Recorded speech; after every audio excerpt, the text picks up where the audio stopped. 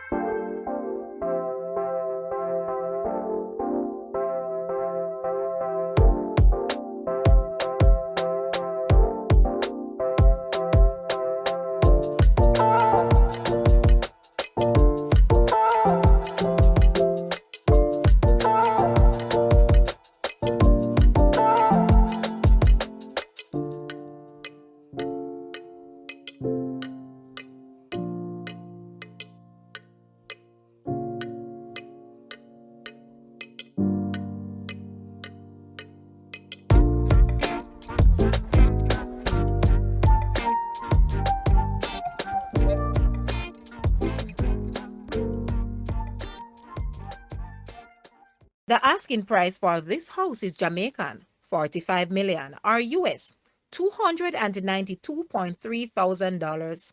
To purchase or make an offer, please take a look at your screen or you may visit the description area below for full details.